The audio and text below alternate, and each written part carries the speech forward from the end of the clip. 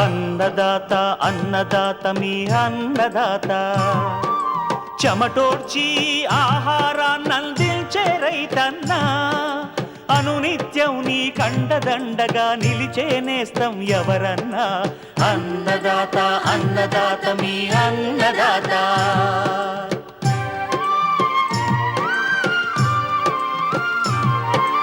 నూతన రీతుల సాగుబడికి నూరింతలు పెరిగే దిగుబడికి సూచనలిచ్చే సస్య రక్షణకు పశు పోషణకి శాస్త్ర విజ్ఞానం అందించి ముందుకు నడిపే తెలుగు రైతు భారతదేశానికి మకుటం అయ్యేలా తీర్చిదిద్దే ఆశయంతో మిమ్ము మేలు కొలిపేది అన్నదాత అన్నదాత అన్నదాత మీ అన్నదాత అన్నదాత అన్నదాత మీ అన్నదాత.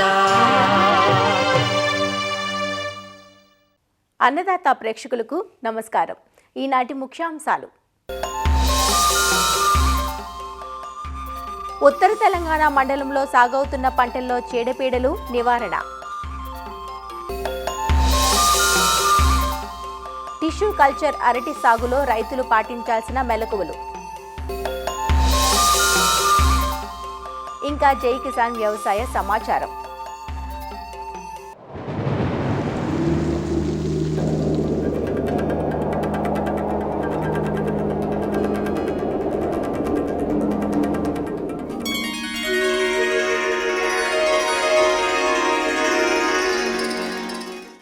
తెలుగు రాష్ట్రాల్లో చాలా ప్రాంతాల్లో బెట్ట పరిస్థితులు రాజ్యమేలుతున్నాయి. ప్రస్తుతమున్న అధిక ఉష్ణోగ్రతలు, పొడి వాతావరణం పంటల సాగుకు పెను సవాలుగా మారాయి.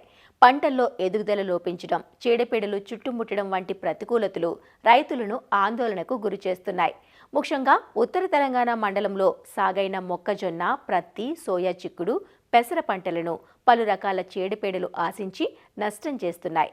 మొక్కజొన్నలో కత్తెర పురుగు, పేనుబంక, టర్సికం ఆకుమాడు తెగులు, ప్రత్తిలో రసం పీల్చే పురుగులు, సోయా చిక్కుడు, పెసర పంటల్లో పల్లాకు, ఆకుముడత తెగుళ్ల నష్టం కనిపిస్తోంది. ప్రస్తుతం చీడపీడల నియంత్రణకు ఈ పంటల్లో చేపట్టాల్సిన సమగ్ర సస్యరక్షణ యాజమాన్యం తెలియజేస్తున్నారు జగిత్యాల జిల్లా తెలంగాణ రైతు విజ్ఞాన కేంద్రం కోఆర్డినేటర్ మరియు ప్రధాన శాస్త్రవేత్త డాక్టర్ ఏ విజయభాస్కర్. ప్రస్తుతము ఎలనిన్ ప్రభావం వల్ల రైతన్నలు పత్తి మరి మొక్కజొన్న, పెసర, సోయా చిక్కుల్లో కొన్ని చీడపీడల యొక్క ఉధృతిని ఎదుర్కొంటున్నారు. తక్కువ వర్షపాతం పడడము, సరైన సమయంలో నీటి అందకపోవడము, చీడపీడలే కాక పోషక లోపాలు కూడా కొన్ని పంటలలో గమనించాము. ప్రస్తుతము వరి తర్వాత ఎక్కువ విస్తీర్ణంలో మన మొక్కజొన్న పంట రైతన్నలు విత్తారు. ఈ శాఖీయ దశ నుంచి వివిధ దశలో ఉన్నది. మొక్కజొన్నలో కత్తెర పురుగు ఉధృతి ఇటు వానాకాలం మరియు యాసంగి సీజన్లో ఎక్కువ ఉధృతి పెరుగుతున్నది. కాబట్టి రైతన్నలు మొక్కజొన్న విత్తిన తర్వాత తొలి దశలోనే ముందస్తుగా వేప నూనెను 1 లీటర్ నీటిలో 5 మిల్లీలీటర్లు కలుపుకొని ఆకు సుడలలో ఆకు పైన కూడా పిచికారి చేయాలి. తర్వాత కత్తెర పురుగు ఆశించిన తర్వాత ఆకులపైన రైతన్నలు గుర్తించాలంటే పత్రహాసాన్ని గోకి తినడం వల్ల మొక్కజొన్న ఆకులు తెలుపు రంగులోకి మారిపోతాయి, చిన్న చిన్న రంధ్రాలు ఉంటాయి. ఇలాంటి లక్షణాలు కనపడిన వెంటనే రైతన్నలు మొక్కజొన్నకు కత్తెర పురుగు ఆశించని గుర్తించి 1 నుంచి 6 దశలలో లార్వా దశలో ఉన్నాయి. కాబట్టి మొదటి 1-2 దశలలో ఎస్పేటు 1.0 గ్రాములు 1 లీటర్ నీటిలో కలిపి ఆకు సుడుల్లో పిచికారి చేయాలి. 2 మరియు 3వ దశలో లార్వా దశలో వీటికి మనకు 1 లీటర్ నీటిలో 0.3 మిల్లీలీటర్ల క్లోరాంట్రిపుల్ లేదా ఇమామెక్టిన్ బెంజోయేట్ 0.4 గ్రాములను 1 లీటర్ నీటిలో కలిపి తప్పనిసరిగా ఆకులతో పాటు ఆకు సుడులలో మాత్రం మందు పడే విధంగా పిచికారి చేయాలి. మరి 4-5 దశలో లార్వాలు, మరి 6వ దశలో కూడా లార్వాలు 9 పాలు ఇసుక 1 పాలు సున్నం కలుపుకొని మన ఆకు సుడులలో ఈ మిశ్రమాన్ని వేసుకున్నట్టయితే ఈ కత్తెర పురుగు యొక్క ఊపిరి ఆడకుండా అది కూడా చనిపోయే అవకాశం ఉన్నది. ఇవే కాకుండా 6వ దశలో లార్వాలు ఉన్నప్పుడు విషపేర గుళికలను తయారు చేసుకోవచ్చండి.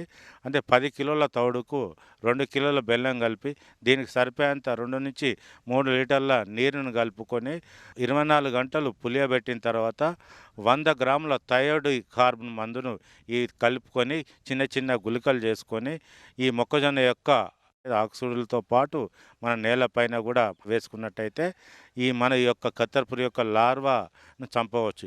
ఇవే కాకుండా స్పోడప్టెరా పురుగిపేడ అనే లింగాకర్ష బుట్టలు, లింగాకర్ష లూర్ను అడల్ట్స్ను చంపవచ్చునండి, అందులో పడి తీసుకపోవచ్చు. ఇంకోటి ఇవే కాకుండా డెస్పోడియం అనే గడ్డిని కూడా మొక్కజొన్న చుట్టూ 4 వరుసలో వేసుకున్నట్టయితే ఈ కత్తెర పురుగు ఉధృతిని తగ్గించవచ్చును. ఇవే కాకుండా మొక్కజొన్నలో పేనుబంక కూడా కొంతవరకు నష్టం కలిగజేస్తున్నది. ఆకులపైన చిన్న చిన్న తల్లి పురుగులు కానీ, పిల్ల పురుగులు కానీ ఆకులను తిని చిన్న తెలుపు రంగులో జిగురు లాంటి పదార్థం కూడా ఆకులపైన పెట్టిన ఉన్నదంటే ఇది పేనుబంక అని రైతులు గుర్తించవలెను. ఎస్పేట్ను 1 లీటర్ నీటికి 1.0 గ్రాములు కలుపుకొని పిచికారీ చేసుకున్నట్టయితే ఈ పేనుబంకను తగ్గించుకోవచ్చును. ఇంకో ముఖ్యమైన పంట ప్రత్తి పంట. చాలామంది రైతులు ఈసారి పత్తి పంటను లేటుగా విత్తడం జరిగినది. వర్షపాతం తక్కువ ఉన్నది కాబట్టి బెట్ట వాతావరణం, ఉష్ణోగ్రత పెరగడం వల్ల రసం పీల్చే పురుగులను పేనుబంక, తామర పురుగు, అదేవిధంగా తెల్లదోమ, పిండి నల్లి ఇలాంటివి గుర్తించాము. ఈ రసం పీల్చే పురుగుల యొక్క ఉధృతిని తగ్గించుకోవడానికి 30 రోజుల దశలో మరి 45 రోజుల దశలో కాండానికి బొట్టు పెట్టే పద్ధతిని తప్పనిసరిగా పాటించాలి. 1:4 నిష్పత్తులలో 1 పాలు మోనోక్రోటోఫాస్ మరి 4 పాలు నీళ్లు తీసుకొని ఈ ఒక మిశ్రమం తయారు చేసుకొని బ్రష్ ద్వారా మన పత్తి యొక్క కింది భాగంలో కాండం పైన మనం పూసుకున్నట్టయితే చాలా వరకు ఈ రసం పీల్చే పురుగులైన పేనుబంక, తామర పురుగును మరియు తెల్లదోమను కూడా, పిండి నల్లిని కూడా కొంతవరకు తగ్గించుకోవచ్చు. ఒకవేళ రైతులు కాండానికి బొట్టు పెట్టే పద్ధతి మర్చిపోయినప్పుడు అప్పుడు మనకు ఈ రసం పీల్చే పురుగుల యొక్క ఉధృతి తగ్గించుకోవాలంటే పేనుబంకకు 1 గ్రాముకు ఎస్పేట్ని తీసుకొని 1 లీటర్ నీళ్ళు కలుపుకొని పిచికారి చేసుకున్నట్టయితే పేనుబంకను తగ్గించుకోవచ్చును. తామర పురుగులు కానీ మరియు తెల్లదోమ కానీ ఉధృతి ఎక్కువ అవకాశం ఉన్నాయి. తామర పురుగుల యొక్క ఉధృతిని తగ్గించుకోవాలంటే పత్తి పంటకు 1 అడుగు భాగం ఎత్తు పై భాగంలో నీలిరంగు అట్టలు పెట్టుకున్నట్టయితే ఈ కొంతవరకు తగ్గించుకోవచ్చు. పిప్రోనిల్ 2 మిల్లీలీటర్లు లేదా ఎస్టామిప్రిడ్ 0.2 గ్రాములను కూడా పత్తి పంటలో పిచికారి చేసుకున్నట్టయితే ఈ తామర పురుగుల ఉధృతిని తగ్గించవచ్చు. ఈ తెల్లదోమ కూడా పత్తి పంటలు ఎక్కువ ఆశించి టొబాకో స్ట్రీక్ వైరస్ను కూడా వ్యాప్తి చెందే అవకాశం ఉన్నది కాబట్టి ముందుగా టొబాకో స్ట్రీక్ వైరస్ను రాకుండా ఉండాలంటే ఆ వయ్యారి బామ, తుత్తూరు బొండ అనే మన కలుపు మొక్కలు లేకుండా చూడాలండి. తెల్లదోమను తగ్గించుకోవడానికి స్పైరోమెస్పెన్ 1 మిల్లీలీటర్లు 1 లీటర్ నీటిలో కలుపుకొని లేదా థయోమిథాక్సిమ్ 0.2 గ్రాములను కలుపుకొని పిచికారి చేయాలి. ఈ మన తెల్లదోమ యొక్క ఉధృతిని తగ్గించుకోవాలంటే సుమారు 15-20 వరకు కూడా ఈ జిగురు పూసిన పసుపు రంగు అట్టలను కూడా పత్తి పంటకు 1 అడుగు పై భాగంలో పెట్టుకున్నట్టయితే ఈ మనకు తెల్లదోమ ఉధృతిని తగ్గించుకోవచ్చును. సోయా చిక్కుడు, పెసర పంటలలో కూడా కొన్ని రకాలైన తెగుళ్ళు కూడా వ్యాపించాయి. ఇవి సోయా చిక్కుల్లో పల్లాకు తెగులు కూడా ఆకంతా పసుపు రంగులోకి మారిపోతాయి. ఇది ఒక వైరస్ అంటారు, దీన్ని పల్లాకు తెగులు అంటారు. ఈ పల్లాకు తెగులు వ్యాప్తి చేసేది తెల్లదోమ.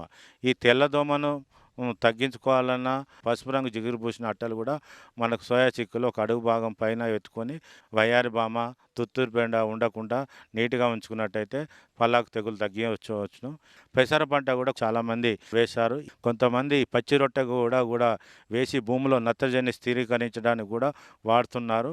అలా చేయని రైతులు పెసర పంటలో కొంతవరకు మేము పల్లాకు తెగులు గుర్తించాము, ఆకు ముడత కూడా గుర్తించాము. ఈ 2 కూడా తెగుళ్ళు మన పెసర పంటలో మనకు రసం పీల్చే తామర పురుగు, తెల్లదోమ వల్ల వ్యాప్తి చెందుతాయి కాబట్టి వైరస్ తెగులను తట్టుకునే రకాలు కూడా WGG 42, MGG 351, 347 ఇలాంటి రకాలు కూడా మనం ఎన్నుకొని విత్తనాలు విత్తుకున్నట్టయితే కొంతవరకు ఈ పల్లాకు తెగులు సమస్యను తగ్గించుకొని రైతులు అధిక దిగుబడి పొందవచ్చు. తొలి దశలోనే ఆకులు పసుపు రంగులో మారినప్పుడు వేప నూనెను కూడా 1 లీటర్ నీటిలో 5 మిల్లీలీటర్ల కలుపుకొని పిచికారీ చేసుకున్నట్టయితే తగ్గించుకోవచ్చు. స్పైరోమెస్పెన్ కానీ, ఎస్టామిప్రిడ్ 0.2 గ్రాములు కానీ మందులను మార్చి పిచికారీ చేసుకున్నట్టయితే ఈ పెసర పంటలో పల్లాకు తెగులు, ఆకుముడత తెగులను కూడా తగ్గించి అధిక దిగుబడిని పొందవచ్చునండి. ఇప్పుడు ఎల్లనెల్ పరిస్థితి ప్రభావం వల్ల నీటిని రక్షించుకొని అంటే బిందు సేద్యం ద్వారా కానీ, స్ప్రింక్లర్ల ద్వారా కానీ ఈ విధంగా మనకు అనుకూలంగా ఈ వివిధ పంటలకు విచ్చుకొని ఈ వానాకాలంలో ఎక్కువ దిగుబడి పొందాలని కోరుతుంటాను.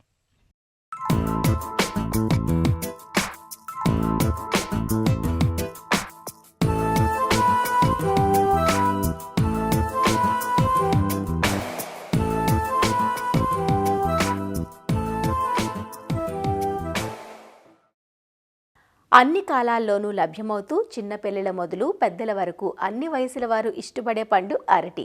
అరటిలో మంచి పరిమాణం గల కాయలు, పెద్ద సైజు గెలలతో ఎకరాకు 50 టన్నులకు పైగా అత్యధిక దిగుబడినిచ్చి సాగులో విప్లవాత్మక మార్పులను తెచ్చింది టిష్యూ కల్చర్ సాగు. టిష్యూ కల్చర్ సాగులో గ్రాండ్ 9 రకం ప్రాచుర్యం పొందింది. పంటంతా ఒకేసారి కోతకు రావటం టిష్యూ కల్చర్ సాగులో విశేషం.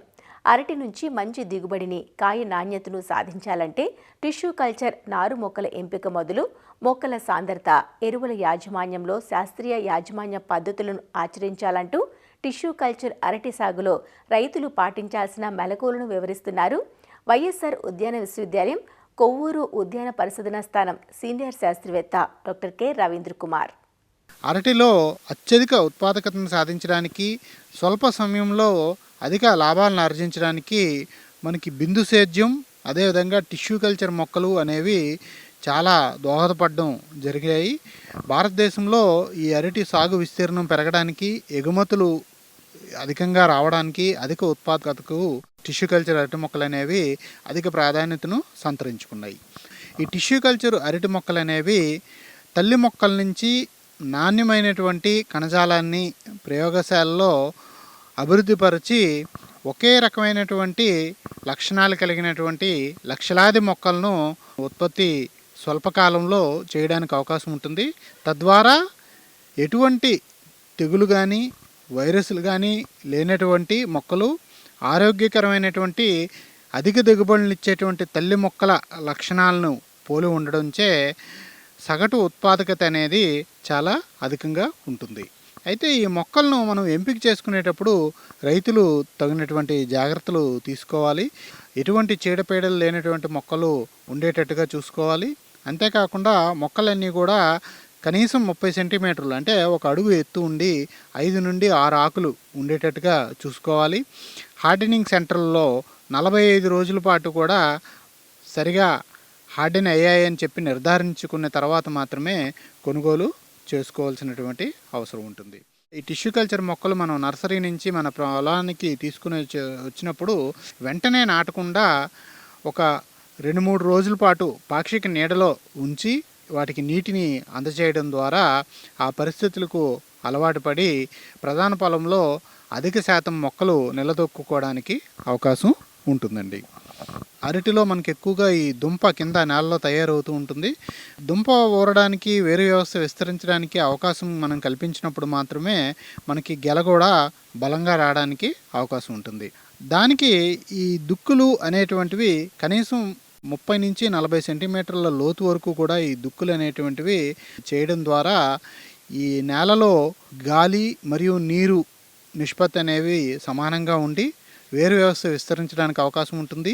క్రిమికీటకాలు నశించడానికి కూడా తోడ్పడుతుంది.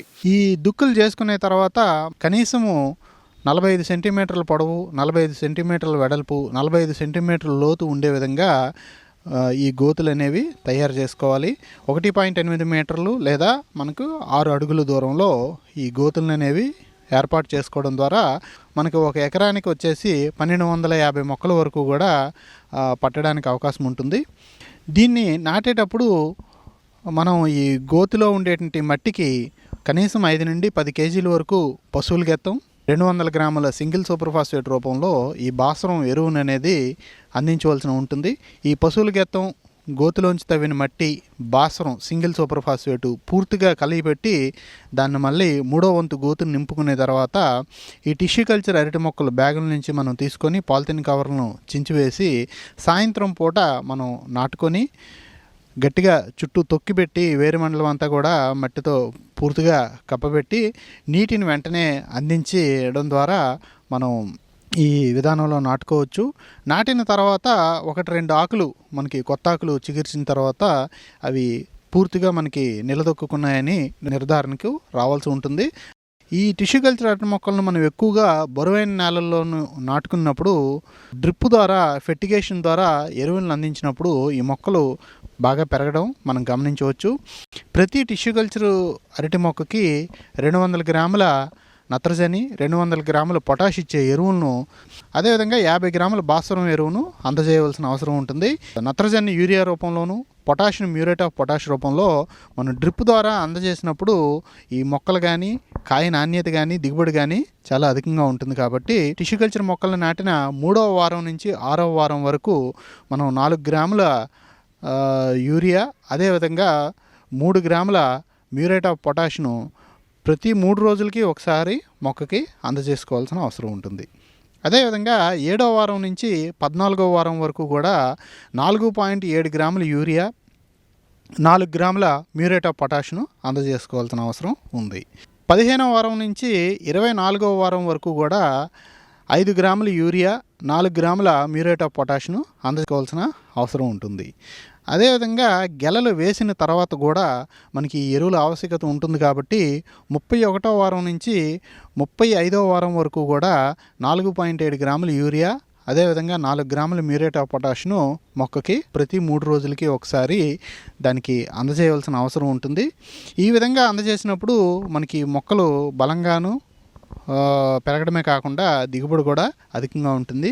అయితే ఈ చెప్పిన ఎరువులన్నీ కూడా మనం బరువైన సారవంతమైన నేలల్లో చెప్పినవి. అదేవిధంగా తేలికపాటి నేలల్లో వేసుకున్నప్పుడు ముందు వారాల్లో 5 గ్రాముల యూరియా, 4 గ్రాముల మ్యూరేట్ ఆఫ్ పొటాష్ వేసుకొని గెలలు వేసే దశలోని, అదేవిధంగా పూమొగ్గ తయారయ్యే దశలో కూడా సుమారు 8 నుండి 9 గ్రాముల యూరియా, 7 నుంచి 8 గ్రాముల మ్యూరేట్ ఆఫ్ పొటాష్ ప్రతి 3 రోజులకి ఒకసారి మొక్క ఒక్కింటికి అందజేసినప్పుడు ఈ దిగుబడులు అనేవి ఎక్కువగా ఉండి పంట అనేది నాణ్యంగా ఉంటుంది. అదేవిధంగా ఈ సూక్ష్మ పోషక పదార్థాల లోపానికి కూడా 2వ నెలలో, 4వ నెలలో, 6వ నెలలో అర్కా బనానా స్పెషల్ కానీ, బనానా శక్తి కానీ, ఫార్ములా 4 కానీ, మ్యాక్స్ వంటి ఎరువులను సూక్ష్మ పోషకాలు కలిగిన మిశ్రమాన్ని ఈ మొక్కలపైన 3 దఫాలుగా పిచికారీ చేయడం ద్వారా దీనికి వచ్చే పోషక లోపాలన్నింటినీ కూడా మనం సమగ్రంగా నివారణ చేయడానికి అవుతుంది. ఈ టిష్యూ కల్చర్ అరటి మొక్కల్లో నీటి యాజమాన్యం కూడా మనకి ముఖ్యమైనది. డ్రిప్ ద్వారా మనం నిర్దిష్ట పరిమాణంలో నీటిని అందజేసినప్పుడు ఈ మొక్కలు అనేవి బాగా ఎదగడమే కాకుండా సుమారు 11 నుంచి 15% అదనపు దిగుబడులు మనకు వస్తాయి. ఈ డ్రిప్ ద్వారా నీటిని ఇచ్చినప్పుడు మొక్క నాటిన మొదటి నెల రోజులు కూడా ప్రతి మొక్కకి కనీసం 4 నుంచి 5 లీటర్ల నీరు అనేది అందజేయాల్సిన అవసరం ఉంటుంది.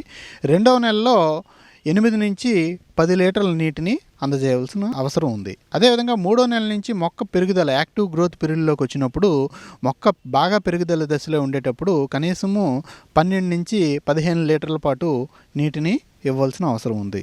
అంకురం ఏర్పడినప్పుడు ఈ షూటింగ్ స్టేజ్లో మొక్కకి కనీసము 18 నుంచి 20 లీటర్ల నీరు అవసరం ఉంటుంది. గెలలు తయారయ్యే దశలో 25 లీటర్ల పాటు కూడా నీటిని అందజేయాల్సిన అవసరం ఉంటుంది. అంతేకాకుండా ఈ టిష్యూ కల్చర్ అరటి మొక్కల్లో సుమారు 3వ నెల నుంచి ఈ పిలకలు రావడం అనేది ప్రారంభమవుతాయి. ఈ పక్క నుంచి వచ్చేటువంటి పిలకలను మనం ఎప్పటికప్పుడు తొలగించుకొని ఎరువులను అందజేయడం ద్వారా ఈ తల్లి మొక్క ఏదైతే ఉందో అది ప్రధాన మొక్క బాగా పెరగడానికి అవకాశం ఉంటుంది. అంతేకాకుండా ఈ గెలలు వేసే టైంలో మనం ఈ వెదురు కర్రల ద్వారా ఊతం ఏర్పరిచినప్పుడు మన వేసవి గాలులకు కూడా ఈ మొక్క పడిపోకుండా కాపాడడానికి అవకాశం ఉంటుంది. గెల ఏర్పడిన తర్వాత కూడా గెలపై ఉండేటువంటి కాడ ఎండకు బాగా ఎక్స్పోజ్ అవుతుంది కాబట్టి అక్కడ కొల్లుటోటు రేఖం లాంటి తెగుళ్ళు ఏర్పడి గెలలు కింద పడిపోవడానికి అవకాశం ఉంటుంది. అదేవిధంగా గెల కూడా కుళ్ళిపోవడానికి అవకాశం ఉంటుంది. కాబట్టి ఈ పోటాకు ఏదైతే ఉందో గెల ఏర్పడగానే గెల కాడ మీద మనం వేసి కట్టడం ద్వారా, అదేవిధంగా ఎండు ఆకులు కూడా తో కప్పి కట్టడం ద్వారా ఈ ఎండ ఏదైతే ఉందో దాని నుంచి మనం రక్షించుకోవడానికి అవకాశం ఉంటుంది. ఈ రక్షక పత్రాలను కూడా గెలంతా కూడా పూర్తిగా వదిలిన తర్వాత పైనుంచి కింద వరకు ఉండే హస్తాల్లో రక్షక పత్రాలను మనం జాగ్రత్తగా తీసివేసుకోవడం ద్వారా ఆ రక్షక పత్రాల్లో ఎండిపోయినటువంటి రక్షక పత్రాల్లో దాగున్నటువంటి రసం పీల్చే పురుగులను కూడా నివారణ చేయవచ్చు. అదే వేసవి కాలంలోనూ శీతాకాలంలో కూడా ఈ బంచ్ కవర్స్ అనేవి మనం గెలలకు తొడగడం ద్వారా అదనపు ప్రయోజనాన్ని పొందవచ్చండి. గెలలో ఆకరహస్తం ఇచ్చుకున్న 5 రోజులకు, 15 రోజులకు, 25 నుంచి 30 రోజులకు 3 దఫాలుగా 13-0-45, 00-50లో మార్చి 5 గ్రాములు లీటర్ నీటికి కలిపి పిచికారీ చేసినప్పుడు ఈ పొటాష్ లోపం అనేది రాకుండా ఉంటుంది. గెల కూడా మంచి సైజులో వచ్చి బరువు కూడా మనకి 25 నుంచి 30 కేజీల వరకు వచ్చి హెక్టార్కు 100 టన్నుల వరకు కూడా ఈ గ్రాండ్ 9 రకంలో దిగుబడిని మనం ఆశించడానికి అవకాశం ఉంటుందండి. ఈ విధంగా ఈ జూన్ నుంచి ఆగస్టు మధ్యకాలంలో ఈ మొక్కలను నాటుకోవడం ద్వారా అధిక దిగుబడులు రావడమే కాకుండా నాణ్యమైనటువంటి పంటను కూడా మనం పొందడానికి అవకాశం ఉంటుంది.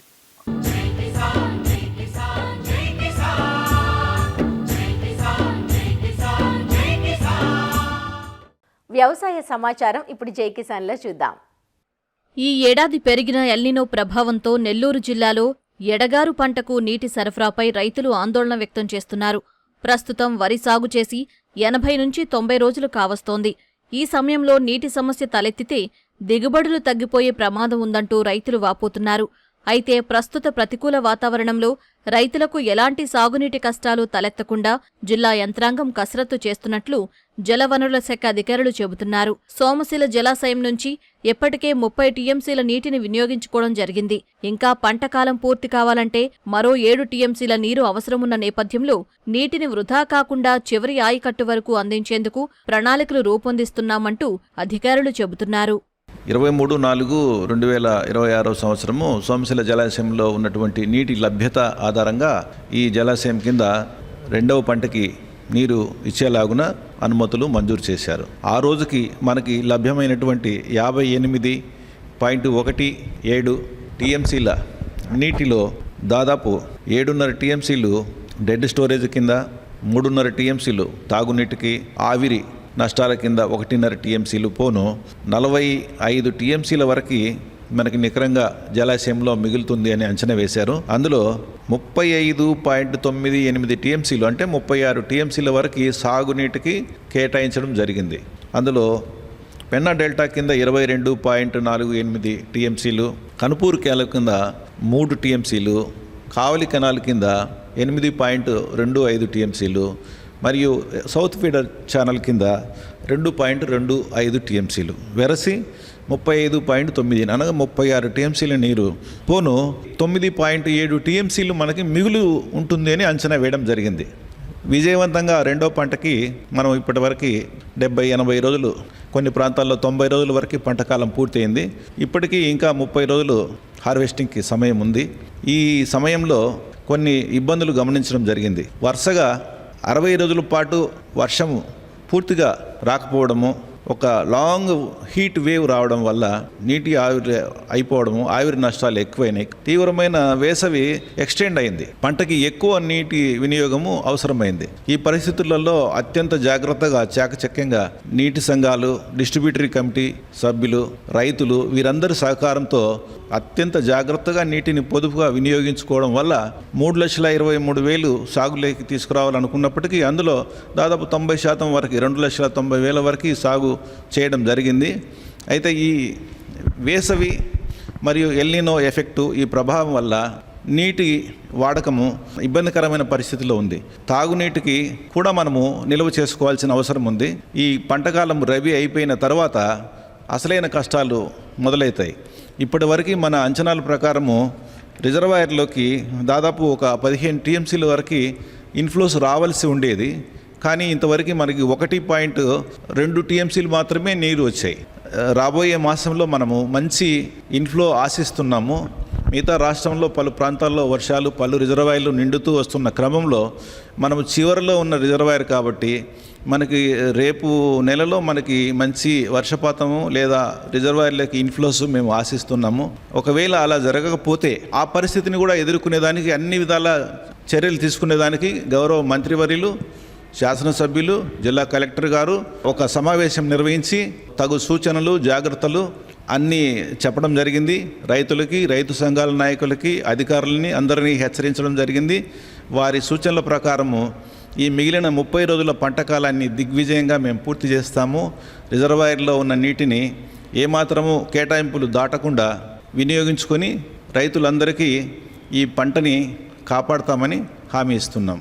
మరిన్ని విభిన్న అంశాలతో రేపటి అన్నదాతలో మళ్ళీ కలుసుకుందాం. నమస్కారం. అన్నదాతలు తమ సందేహాలు సమస్యలను 1-800-425-4085 టోల్ ఫ్రీ నంబర్లో ఉదయం 10 నుంచి 11 గంటల మధ్య పని దినాలలో సంప్రదించగలరు. ఈ కార్యక్రమాన్ని యూట్యూబ్లో www.youtube.com/annadata ETV లింక్ ద్వారా వీక్షించవచ్చు.